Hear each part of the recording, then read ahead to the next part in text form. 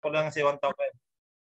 Ayan po, magsasalita po yung ating Coach Danny, kasi siya po yung nagsasabi, siya po yung nagpasimuno ng ating Siwan Token ay manok na pula. Kaya pakikinggan po natin kung ano yung kanyang paliwanag. Sige bakit po. sinasabing manok na pula ang Siwan Token natin. Coach Danny, go ahead. Po natin ang ating Director 3-star. Coach Go ahead. Mambet at Coach Eddie. Maya-maya ang aking pangalan, hindi na si Sir Danny. Ano man yung pangalan? Mr. MP. Manok na pula. Yan natin si Coach MP. Manok na pula.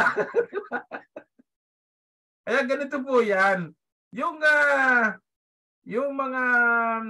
mga kasamahan natin sa ating community, 'di ba? Nagmamalaki, nakakita na raw sila, 'di ba? Lumipat na, iniwanan na tayo. Sabi ko, yung iba naman nagmamalaki pero nadadali naman sila na scam, 'di ba? Yung karamihan pong umalis na scam ay doon sa kanta ng manok na pula. Sabi ko, ang ganda ng pagkakagawa ng kanta ng manok na pula. 'Di ba? Imbis na ipadala doon sa pamilya, i-remit niya yung, 'di ba, yung pera papadala doon sa probinsya. Ay ngayon isinugal niya, 'di ba? Isinugal yung istorya ng kanta. Ay ngayon magaling pala yung kalaban ng manok na pula, nadali siya. Kaya doon pagdating niya sa bahay, nasaan yung pera? Ay yung kanyang asawa ay magaling mangarate. Ay yung pera mo, ang pera ay naisugal, natalo sa manok na pula. Pinagbabakbak, di ba? Di ba kawawa siya? Eh ngayon, naisip ko yung mga nag-aalisan, naku, kailangan nila makikita nila yung totoong company sa labas, na-scam naman sila. Eh yung kanyang, yung tayong mga iniwanan, ay di nag-stay tayo dito. Kaya inihintay namin yung manok na pula, Siwan Token, ay hindi kami matatalo dito. Itong manok na pula namin, hindi manok na pula na katulad na sa inyo. Ang aming manok na pula ay kami ipanalo na, hindi na kami matatalo. No kanyo? Kaya ang manok na pula. Di ba? Hindi kami may scam dito. Dito kami tataya sa manok na pula na Siwan Token ng Crowd 1. Nakuha mo na, Coach Eddie, kung ano ang manok na pula. Diba? Oo, kasi nga ay palaisipan niyan sa marami kasi ng mga umaatin kaya yari na i-call natin para balikan nila sa YouTube. YouTube. Yung tinaya nating tiwala, paniniwala sa Siwan Token. Ito yung manok na pula naming tinatayaan. Yung tinayaan namin, yung aming paniniwala, yung pagtitiwala namin dito sa Siwan Token, ito kakaibang manok na pula namin to. Hindi namin patatalo. Iba yung aming manok na pula. Yung manok na pula ng iba, isang palo lang, wala na. Iyak na, talo na. Ay dito sa amin, 4 years na mahigit ang aming manok na pula, Siwan Company, Siwan Token, 'di ba? Ngayon lalabas na. Talaga magti-trending na 'yan. O 'yun ang ibig sabihin ng manok na pula. Hindi patatalo ang manok na pula natin. Oh, 'di ba? Ganon din ba kayo? Ayaw niyo ipatalo yung inyong manok na pula? Oh. Gusto ko mapakinggan ang reaksyon ni Ma'am Beth at ni Sir Joby. Si Sir Joby kanina patawang-tawa Tsaka si Ma'am Daisy. Kaya pwede natin pakinggan yung kanilang mga saloobin sa iyong manok na pula. Sandali. Kaya i-ano ko lang. I-unmute ko lang. Wait lang. Ayan, pwede na sila magsalita. Kung ano masasabi nila sa manok na pula ni Coach Danny. Okay. Malinaw na malinaw. Ikaw muna, Ma'am Beth, kasi nagpo-fuel pa ako Coach Eddie, Coach Joven, Ma'am Beth. Kitang-kita niyo sa screen ko, 'di ba naka-spotlight. Tingnan niyo, malinaw ba ang dating kan sa screen? Ang linaw-linaw, grabe 'yon. O 'di ba? Manok na pula. Manok na pula, malinaw na malinaw. Tingnan niyo, manok na pula. Crowd 1 rewards, loyalty points, DP8. Ay, grabe. 'Di ba? Yan. Yes po, sir. Yan na ngayon ang ating kayamanan. Basta pag manok na pula, yan matapang talaga. Matapang yan. Matapang palaban. Yung sa kanta, Ma'am Beth, sa kanta, natalo yung manok na pula doon sa kanta. Kaya ako tawang-tawa kasi naisip ko yun yung kwento ay si Sir Danny kasi ginagawang bida yung manok na pula sa ating C1 token. Eh, matapang yan. Hindi yan patatalo, di ba? Kaya nga, May laban. kaya nga ang tawag ko dito sa C1 token, manok na pula natin. Manok na pula natin yan. Hindi manok na pula ng iba. Yung manok na pula ng iba, ay talo kayo. Dito sa amin, hindi kami matatalo dito. Panalo kami. Kaya ito nga. Sabi nga po ni Ma'am Myra, sa manok na pula ng C1, walang talo, puro Yes. panalo. Yun. Dito tayo. Sabi ni Sir Orly, may lahi, manok na pula. Di ba? Lahing mandirigma. Kasi ganito yan, Ambet, sa Yes ating po. yan. Total, napag-usapan din naman yung manok na pula. Kaya hindi ako naging siguro magaling sa pag-aaral, lagi ako sabungan eh. Kapag sinabi mo na may lahi ang isang manok, sigurado, panalo. Di ba, Sir Dani? Yes. Yes. Kapag may lahi ang manok, at lamang lamang pagka may lahi yung panlaban mo. So yung manok natin na manok na pula natin ng C1, kung ikukumpara mo talaga yan sa realidad, may lahi, di ba? Ibang klase yan. May lahing European. Alam mo ba ako sa Orle, yung mga magsasabog, ako, lucky talaga ako, ang tatay ko magsasabog, mga kapatid ko. Ultimong kuko, yung palong, yung mga balahibo sa kon, ginaganyan nila. Parang iba yung kunito, iba yung mukha nito, iba yung palong niya, yung tuka niya. Ultimong mga kuko, tinitingnan isa-isa, binibilang. Kinikilatis, di ba? Talaga. Hindi pa matutulog. Halos katabi niya na sa pagtulog. Kinaganyan-ganyan pa yung manok niya. Parang ibang ang paa ng manok ko eh. Parang itig mananalo bukas, sasabog ko bukas. Ganun yun eh. Si Ambet eh. Yung tatay ko ganun eh. Ginaganyan pa yung bagwis niya, yung mga pakpak, binibilang-bilang pa. Tapos eh, parang iba talagang kulay ng isang ito eh. Parang ito yung magdadala ng panalo dito eh. Di ba ganun ang mga magsasabog? Di ba may mga pamaniin? Ay talagang ito bakit manok na ito eh, sumama na kayo, parang mananalo. Di ba? Ito gating C1 token. Aba, ibang lahi ito ah. Hindi ito Filipino company, hindi ito Filipino naka-invento, nakakita nito. Parang mga ibang lahi, matatalino sila, mga mistiso. Di ba? Ibang klaseng manok na pula ang C1 token. Di ba? Ngayon, pinakita na nga ni Coach Eddie, may nakita ko doon, Coach Eddie, may ID ako doon eh.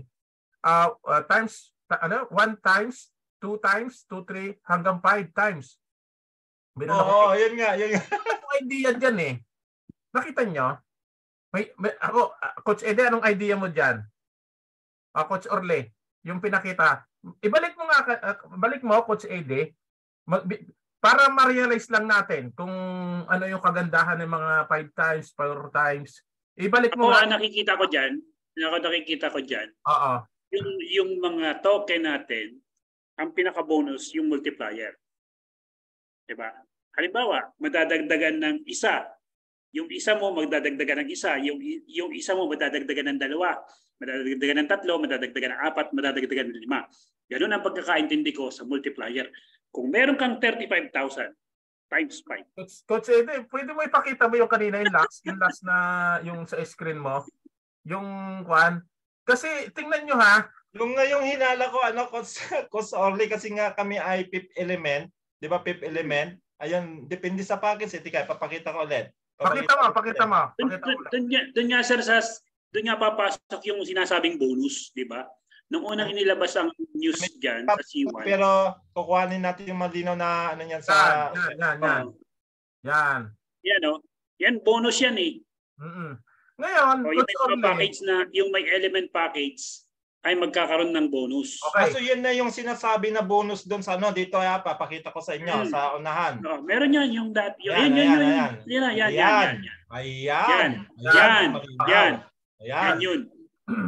Yan pala yon yung sinasabi na bonus. Multiplier yung bonus na yan. Ba? Okay.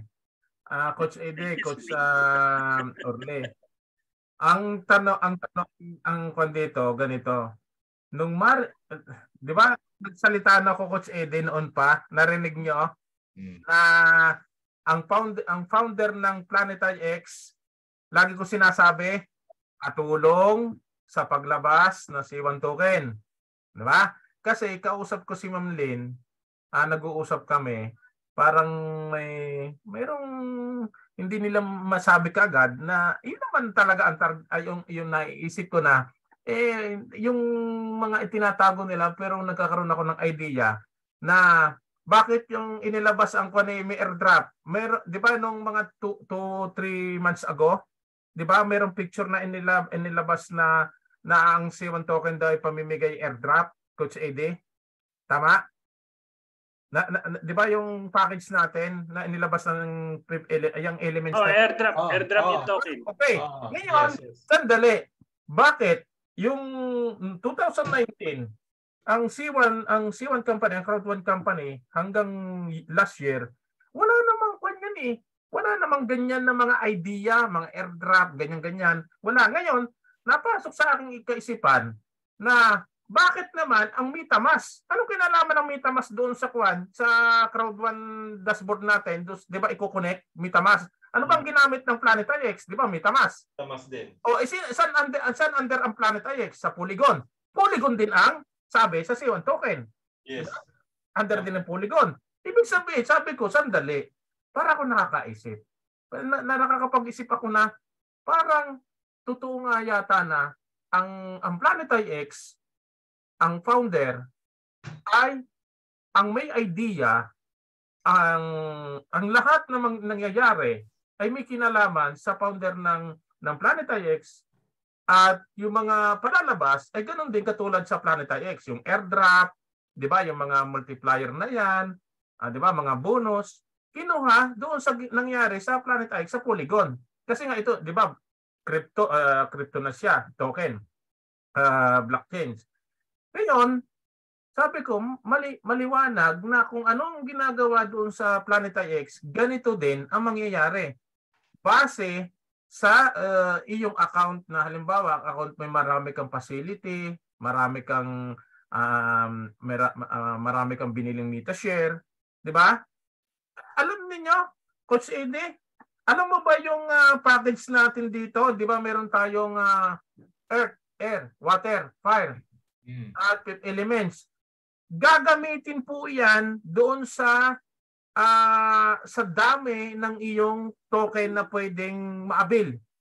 Imagine mo, kung ikaw ay gusto, halimbawa, lumabas na ang token natin sa public, di nag-uunahan na. Ngayon, gagamitin po ang package, hindi ka pwedeng makabili. Ito yung nakikita ko dito, ito kahit pinakaiba ito sa lahat ng mga naglabas na token. Pinakaiba ito, bakit? Merong kinalaman na package. Ngayon, pag ito'y na-public na, gusto ko sir bumili ng token. Ngayon, ang nakikita ko dito, gusto mong bumili ng token, hindi ka sir pwedeng bumili ng 100,000 na token. Yan ito ha. Matalino. Grabe, ang talino ng ginawa ng C1 company, ng Planet IX. Ngayon, sasabihin, sir, gusto kong bumili ng 100,000 token. Kasi may pera ko eh. Hindi. Sandali. Bili ka muna ng package sa loob. Package. Naka-package po yan. Kung gusto mo ng 50,000, Coach AD, 50,000 na token. Ano ang gagawin? Kung gusto mo magkaroon niyan. Di ba? 5 elements ba? Ilang token yan? Tapos may anong bilhin natin para power up. Hindi ka pwede magyabang na, ay may pera ako, bilang ko ng 150,000 na C1 token. Kahit may pera ka, pasok ka doon sa Crowd1, bumili ka ng package. By package po yan. Di ba? Katulad doon sa ating mga binibili na MetaShare sa Planet IX, Coach Orly. Di ba? Yung corporation, NFT, corporation, yung Genesis, di ba? Meron kang share. Meron kang airdrop. Meron kang airdrop na matatanggap. Ganon din dito. Ngayon, kung ang package may water, yung airdrop mo matatanggap, may bonus na ganon, base sa iyong package. Di ba? Logic lang. Ibaba, kasi nga tayo network. Okay. Gusto ko bumili ng token, anong package ang pwede kong bilhin? Pili ka. Merong 5 elements, may fire, may water. Hindi ka pwede magyabang dito na hindi bibili ako. Iba po ito sa ibang mga kwan, bukod hindi katulad ito na may mga Polygon o Bitcoin na hindi na idadaan sa package. No kanyo? Kasi meron tayong network company na system. O di pasok ka, kumuha ka ng package, makikinabang yung upline mo. Di ba? Makikinabang yung iyong leader. Nakuha nyo ibig ko sabihin, Coach Eddie, Coach Orlen, di pa kayo? Hello. Naririnig nyo ako? Kumbaga ang mangyayari niyan bro ay bibigyan ng Yes. halaga. Bibigyan pa rin ng halaga yung mga leader na nag-stay. Yes, kasi di ba, network po tayo. Hindi tayo company na bili ng token o bili ng token kung saan mo makuha. Hindi po yan basta mo makukuha ang mga token na yan. Di ba? Sa labas. Makukuha mo yan sa C1 company. Dito ka pupunta, papasok ka dito. Bumili ka ng package, diyan mo mabibili. At kapag ikaw na may meron token, ang mangyayari diyan, 'di ba ang kon po ni founder pinakaiba, 'di ba Coach Eddie? 'Di ba 'yun ang ating paniniwala sa kanya? Sa sobrang talino niya, iniiba niya. 'Di ba? Nag-usap tayo Coach Eddie. Si founder, iba sa lahat ng founder. Twist niya, binabaliktad. Hindi niyo nakita pag nagsasalita si founder, baliktad. Binabaliktad niya, 'di ba? Kasi networker din siya. 'Di ba? 'Di ba lagi nagsasalita na pinakaiba ito. Pinaka unique. Lagi siya nagsasabi ng ganito eh. Gusto niya ma-break yung mga ginagawa ng mga ibang company, yung mga normal na ginagawa ng iba. Sa kanya binabago niya. 'Di ba? Sinong nagsalita no? Si founder ba o si yung nagsabi na ito na yung last na company na sasamahan mo? Sino nagsabi sa dalawa? Si founder ba? Si founder Jonas? O bakit? Hindi, si former CEO natin. Former CEO si Johan Ben Holsten. Bakit kaya Coach Eddie nagsasalita sila ng ganito? 'Di ba? Tingnan mo, hindi pa nalalabas. Sinabi magiging top 5. Wow. Ibig sabihin, visionary talaga. Malayo pa. 'Di ba ang taga-European, 'di ba ganyan ang pagkakilala natin dito sa Europe, Coach Eddie? 'Di ba matagal na tayo dito? Sila nagkakaroon ng project 20 o 30 years pa darating, doon pa lang magti-trending pero nagpe-prepare na sila. Ganun sila, 'di ba? Yung preparation nila matagal. Ibig sabihin, gagawa sila ng project ngayon, pero pakinabangan pa after 5 years o 10 years. Ang Pilipino, gagawa ngayon, bukas dapat maintindihan na. 'Di ba?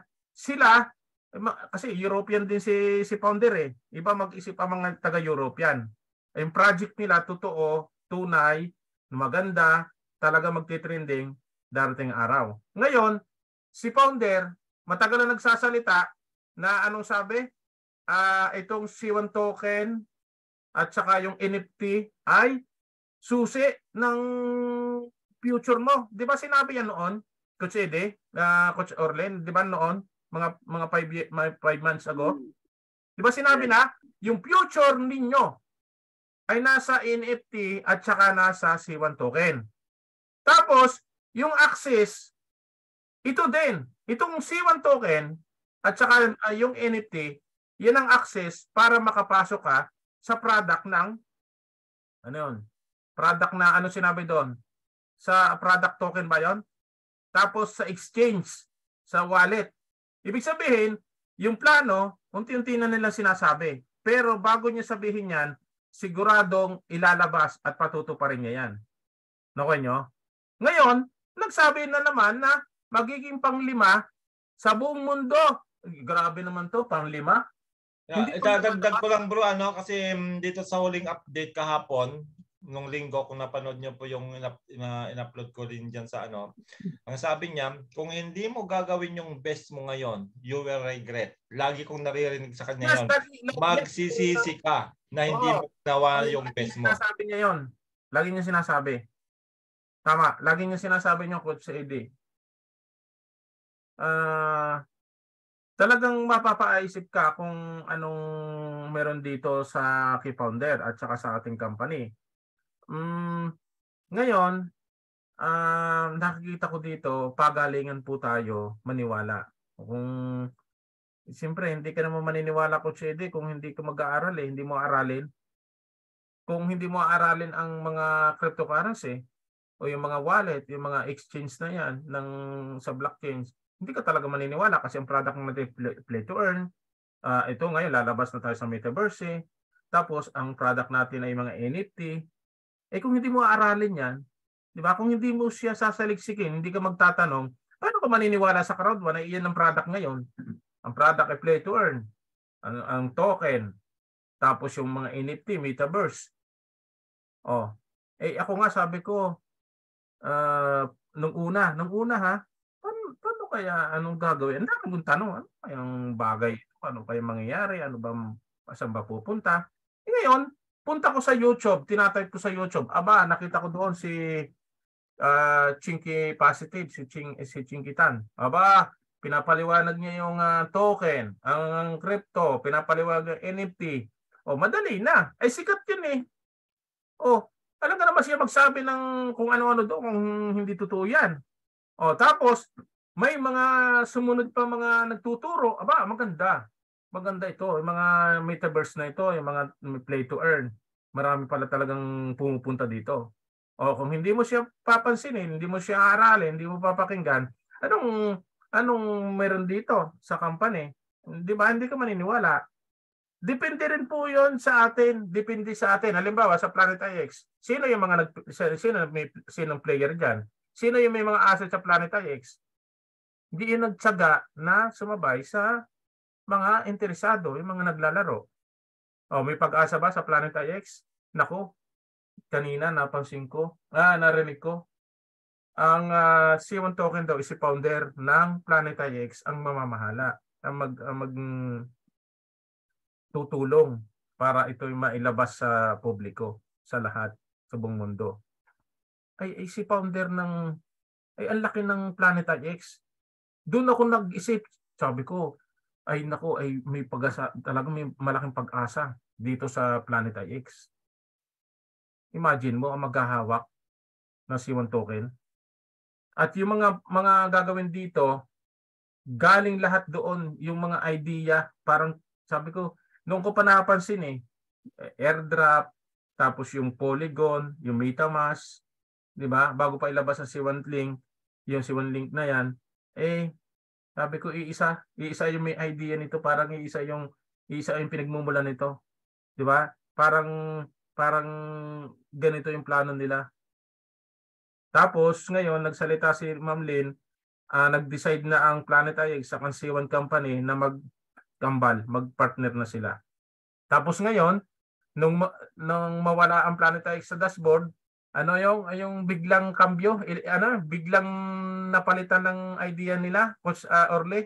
'Di ba? Ang dami sabi ko, wag mo na kayo magko-comment. Ako no comment diyan. Wag kayo mag-judge, wag kayo magsalita ng kung ano man. Kasi wala tayong basihan. Nawala lang ilang araw, wala na. May nag-text nga sa akin, sir, wala na. Ang Planet IX sa Crowd1. Ayan, ngayon, hindi, may inaayos lang yan. Kasi, base doon sa sinabi ni Ma'am Lynn na lagi na sa opisina, at yung pakisama ni founder doon doon sa Planet IX, magkakababayan niya, magkakaibigan.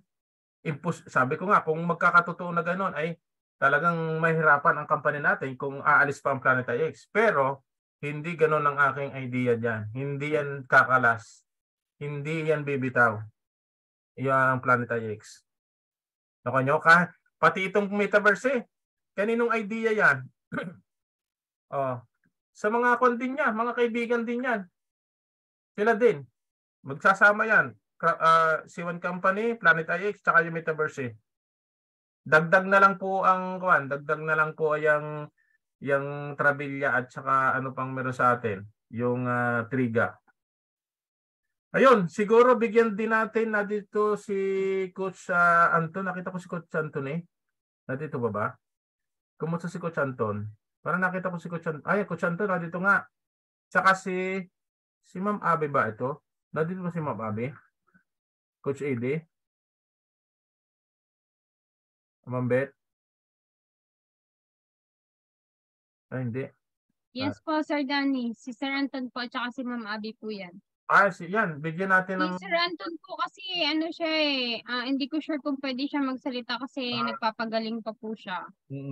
Ipag-pray natin si Coach Anton dahil nga sa kanyang kalusugan. Pero kasama po natin yan. Nakikipaglaban sa ating inaasahan at sa ating company. Baka si Ma'am Abby, kung hindi po pwede si Coach Anton, si Ma'am Abby.